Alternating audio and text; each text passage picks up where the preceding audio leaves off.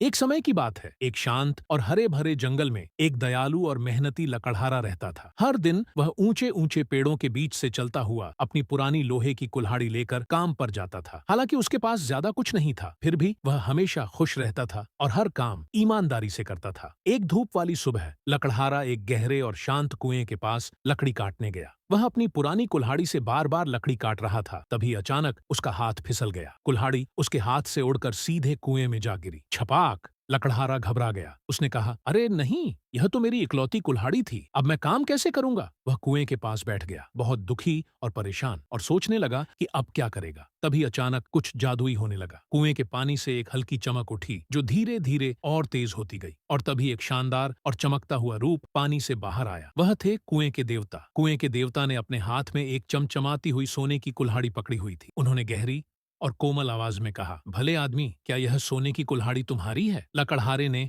उस सुंदर कुल्हाड़ी को देखा। वह बहुत ही शानदार, लेकिन उसने सिर हिलाकर ईमानदारी से कहा, नहीं महाराज, यह मेरी कुल्हाड़ी नहीं है। कुएं के देवता हल्के से मुस्कुराए और फिर पानी में चले गए। थोड़ी देर बाद वे फिर बाहर आए। इस बार उनके हाथ में एक चमकती हुई चांदी की कुल्हाड़ी थी। उन्होंने पूछा, तो क्या यह तुम्हारी कुल्हाड़ी है? लकड़हारे ने ध्यान से देखा और फिर सिर हिलाया, नहीं, यह भी मेरी नहीं है। मेरी कुल्हाड़ी तो बस एक पुरानी लोहे की थी। कुएं के देवता उसकी ईमानदारी से बहुत प्रसन्न हुए। वे एक बार फिर कुएं में गए और इस बार बाहर आए तो उनके हाथ में तीनों कुल्हाड़ियां थीं, सोने की, चांदी की और लोहे की। देवता ने स्नेह से कहा, मेरे ईमानदार मित्र, क्योंकि तुमने सच कहा है, इसलिए तुम ये तीनों कुल्हाड़ियां रख सकते हो। ईमानदारी सोने से भी बड़ा खजाना होती है। लकड़हारे की आंखों में खुशी के आंसू आ गए। उसने आदर से झुककर कहा, धन्यवाद महाराज, आपका बहुत बहुत धन्यवाद। लेकिन पास ही कोई और भी यह सब देख रहा था। एक लालची गांव वाला जो पेड़ के पीछे छिपा था, सब कुछ देख चुका था। उसकी आंखें लालच से चमक उठीं। उसने मन ही मन कहा, सोने और चांदी की कुल्हाड़ियां मुझे भी चाहिए।